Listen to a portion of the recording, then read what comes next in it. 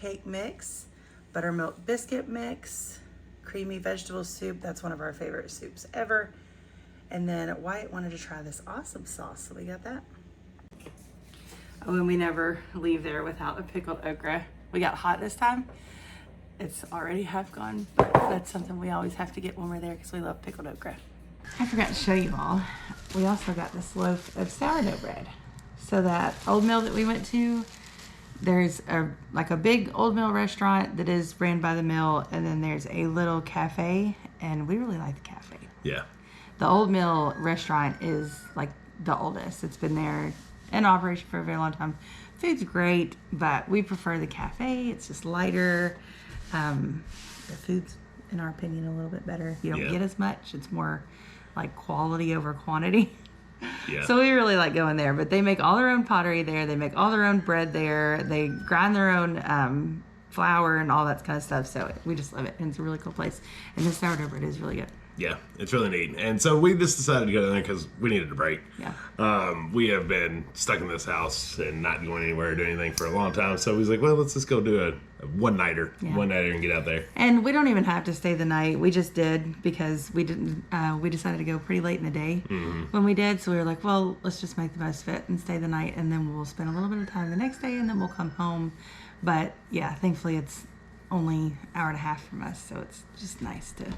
It's nice to be able to go to our biggest city and just get away and let the kids have fun.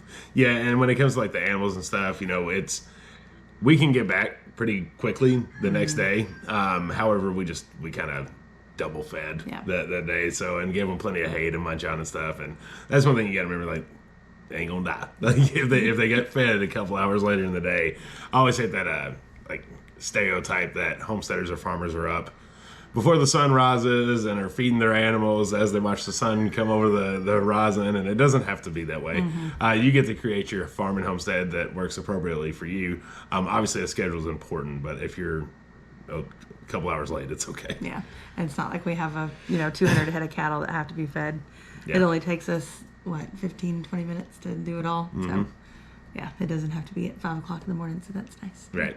That's all for me. Goodbye. So, like I said, we did have a really good time. I showed you some of those dry mixes we got that I'm going to use this week. Pretty excited about that. There's going to be a lot of breakfast, some breakfast for dinner. Yeah, we're going to use that chicken fry, but I kind of made a meal plan out, and whenever we do this, it's roughly, like, we hardly ever stick to it, but it's exciting to just make out and then go get the groceries that we do need. A lot of it we have here, and just kind of have those plans ready.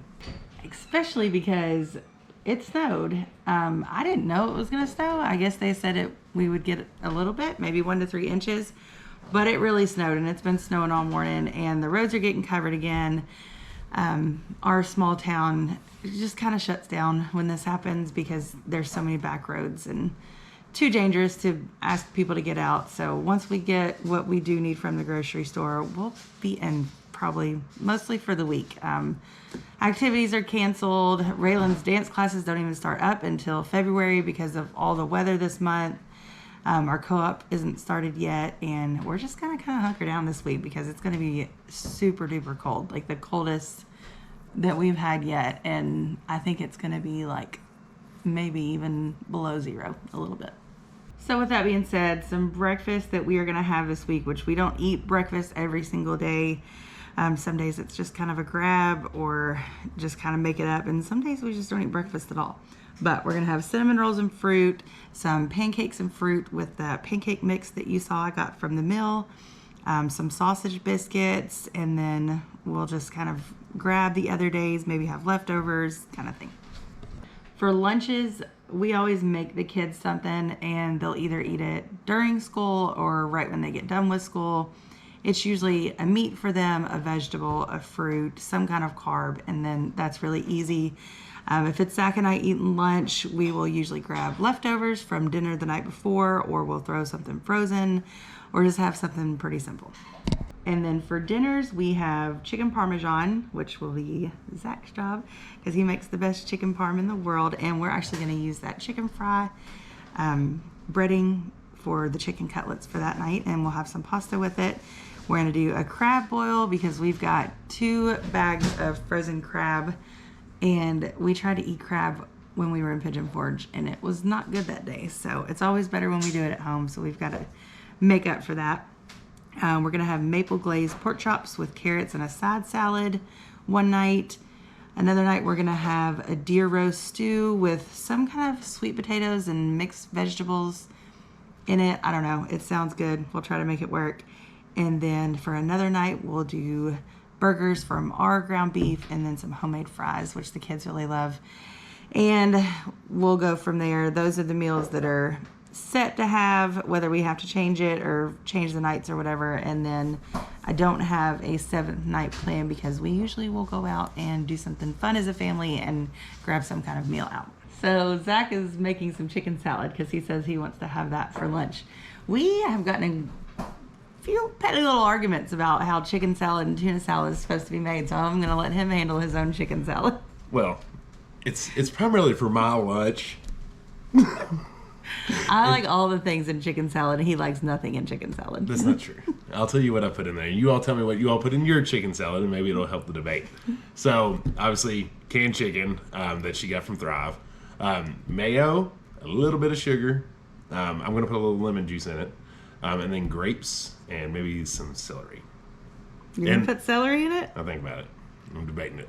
But like in my tuna salad, I like some kind of relish, either some kind of like pickle relish or something. But I just saw you had some chow chow in there, so that could be good. Kind of mixing tuna and chicken salad in there because you normally wouldn't put a chow chow in there. But yeah, and we don't have grapes, so we do. Yeah, we do.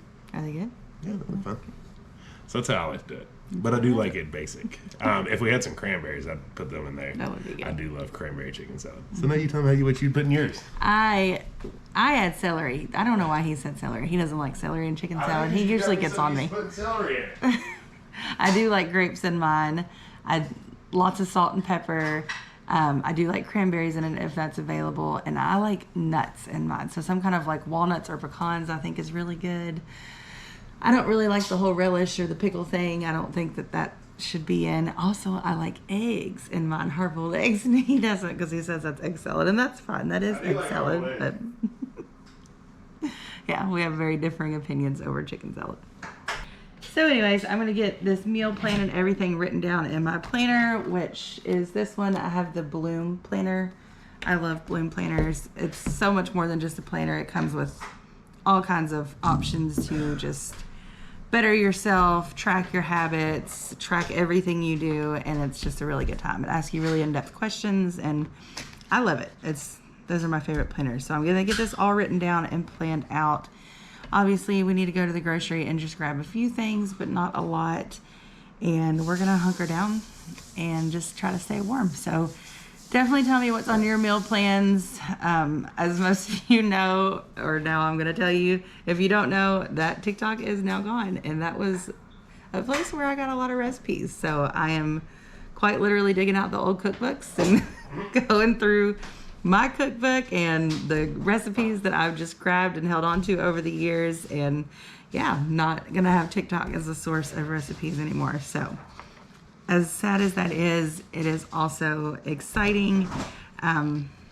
We didn't lose anything monetary by losing TikTok, but I know so many people have, and that's the saddest part of all of it. But yeah, we'll get out the cookbooks and start connected more on every level, I suppose. But let me know what your plans are for the week, your meal plans. Let me know if you've tried any of those dry goods that you saw from the old mill.